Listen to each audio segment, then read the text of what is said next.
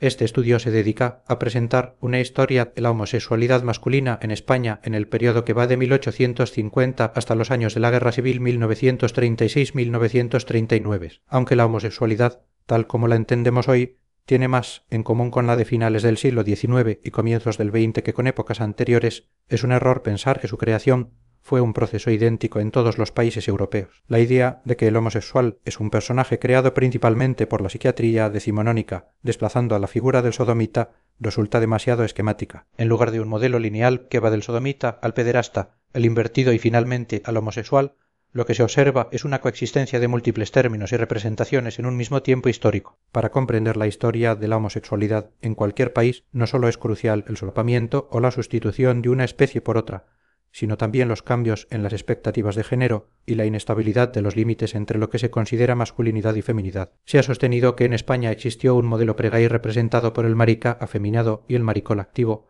figuras diferenciadas por su rol sexual y su grado de afeminamiento, que servían al mundo heterosexual para fijar los límites de la masculinidad aceptable. En lugar de narrar la desaparición de estas figuras, nuestra tarea es trazar su resignificación y reincorporación en las nuevas economías del sistema sexo/género. El discurso médico se convierte en el punto de partida del análisis, explorando su impacto en distintos escenarios sociales. Entre 1840 y 1918, la conceptualización de las relaciones sexuales entre hombres experimentó una profunda transformación, aunque incompleta. El caso de Manuel Montemayor en Cádiz, en 1846, ilustra el universo conceptual del alienismo, donde la conducta sexual desordenada era un síntoma más de una demencia o monomanía caracterizada por la pérdida de la razón y el delirio. La locura excluía la responsabilidad penal. 50 años después, el caso del sacerdote francés Huele, diagnosticado en Santander, refleja un cambio radical. La anomalía ya no se sitúa en la razón, sino en el instinto y la voluntad, inscribiéndose en el organismo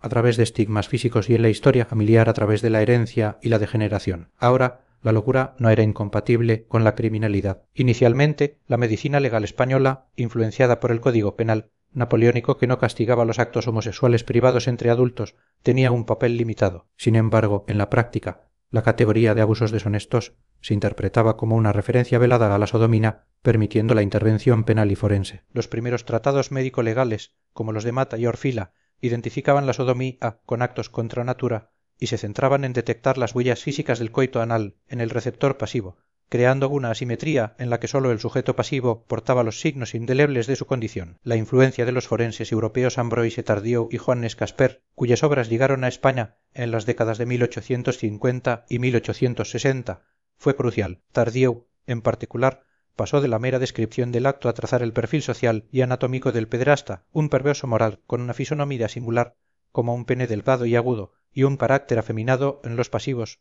a quienes denominaba andróginos. Esta asociación entre pasividad y afeminamiento sentó las bases para la posterior interiorización de esta androginia como un hermafrodismo del alma, aunque en España este desarrollo fue más lento que en Francia o Alemania, quizás por una especie de patriotismo sexual que consideraba el vicio como algo foráneo. Mientras tanto, la psiquiatría rompía con el viejo alienismo. La clave de la anormalidad ya no era el delirio, sino la perversión del instinto, entendida como una regresión o detención en el desarrollo evolutivo del individuo. La psicopatología sexual se convirtió en un dominio preferente, explicando todas las desviaciones, desde la masturbación a la homosexualidad, como anomalías del instinto sexual. Sin embargo, en España, este proceso fue una medicalización truncada. Nuevas categorías como inversión del instinto sexual o perversión se mezclaron con las antiguas nociones de sodomía, vicio, acto contranatural y la distinción activo/pasivo, incluso en los tratados más modernos de finales del siglo XIX y principios del XX. Figuras como José de Letamendi combinaban el degeneracionismo, el atavismo y la idea del hermafrodismo pesítico con un lenguaje moralizante sobre vicios y libertinaje, que iminólogos como Bernaldo de Quirós y Llanas Aguilaniedo,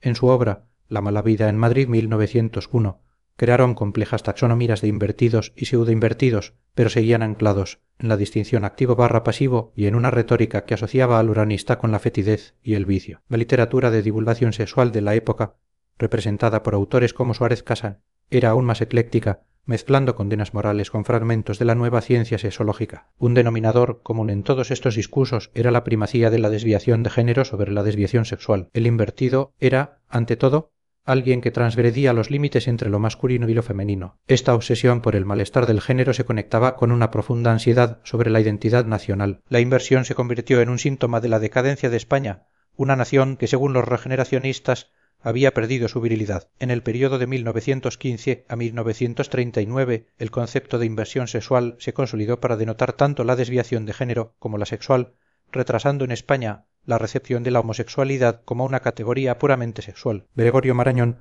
con su teoría de la intersexualidad, se convirtió en la figura central. Para él, todo ser humano era una mezcla de ambos sexos, y la homosexualidad era el resultado de un fracaso en el proceso evolutivo de diferenciación sexual, una detención en una fase bisexual originaria. Aunque consideraba la homosexualidad una anomalía innata, todos son congénitos y a la vez todos son adquiridos, se oponía a su criminalización, abogando por una prevención a través de la educación que reforzara la diferenciación de los sexos. La figura de don Juan se convirtió en un campo de batalla simbólico. Marañón lo interpretó como un intersexual, un hombre afeminado, casi un homosexual, cuya pseudovirilidad era un síntoma de la decadencia de la masculinidad española. Estas ideas se difundieron en un contexto de efervescencia sexológica y de debate sobre la peligrosidad social del homosexual, alimentado por revistas como Sexualidad 1925-1928, que vinculaban directamente la inversión sexual con el crimen y la degeneración. La infancia se convirtió en un campo de batalla crucial en esta guerra por la definición de los géneros. La preocupación por la homoerastia se centró en dos espacios, la escuela y la calle. En los colegios e internados, la homosocialidad forzada era vista como un caldo de cultivo para las amistades peligrosas. El onanismo, considerado el vicio escolar por excelencia,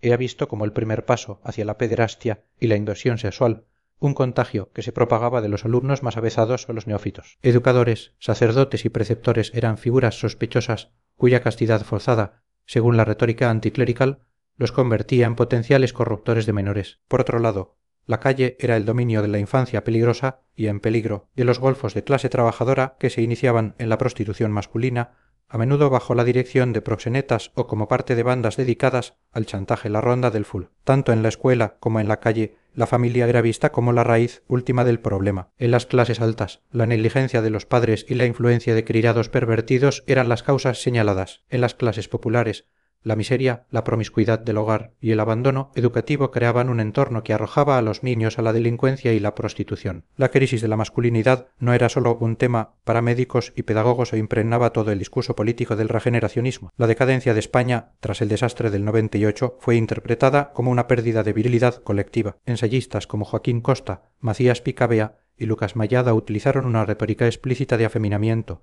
describiendo a España como una nación de eunucos y a sus élites como vástagos degenerados consumidos por la abulia, la pasividad y el sentimentalismo, rasgos convencionalmente femeninos. El predominio de las profesiones retóricas como la abogacía frente a las técnicas, la verbosidad vacía y la falta de disciplina eran otros síntomas de esta desvirilización nacional. La regeneración pasaba, por tanto, por crear generaciones de ánimo viril, por una educación física que combatiera el afeminamiento y forjara el carácter y la voluntad de un hombre nuevo. Al mismo tiempo, surgieron las primeras expresiones de una subcultura homosexual autoconsciente. Aunque numéricamente limitada y a menudo clandestina, esta subcultura se manifestaba en bailes de travestidos en Madrid y Barcelona a finales del siglo XIX, en clubes secretos con rituales de bautismo y matrimonio, y en una red de enclaves de encuentro como parques, urinarios, cafés y teatros. Esta vida homosexual no era homogénea, estaba atravesada por divisiones de clase social y por la distinción entre un homosexualismo aristocrático y refinado y una prostitución masculina de clase trabajadora, a menudo marcada por la extorsión y la violencia. La literatura de la época comenzó a reflejar esta realidad,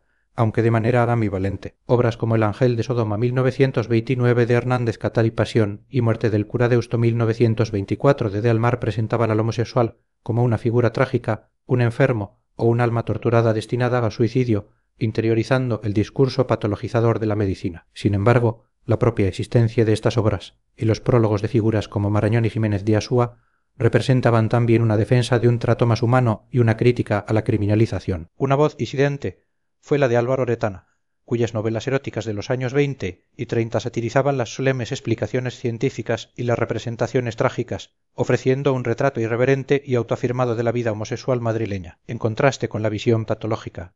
Retana y otros autores, como el uruguayo Nin Frías Alexis o El significado del temperamento urano, 1932, reivindicaron la naturalidad e incluso la superioridad creativa del temperamento urano, desafiando la hegemonía del discurso médico-legal. En definitiva, entre 1850 y 1939, La homosexualidad en España no fue simplemente inventada por la medicina. Fue un campo de batalla discursivo donde antiguas nociones morales de sodomía y vicio coexistieron y se mezclaron con las nuevas categorías científicas de inversión e intersexualidad. Fue un síntoma de una profunda crisis de la masculinidad ligada a la decadencia nacional y fue, finalmente, el espacio donde una minoría invisible comenzó a forjar, entre la persecución y la autoafirmación, los contornos de una identidad y una cultura propias. Gracias por escuchar. Te invito a suscribirte para más contenido similar.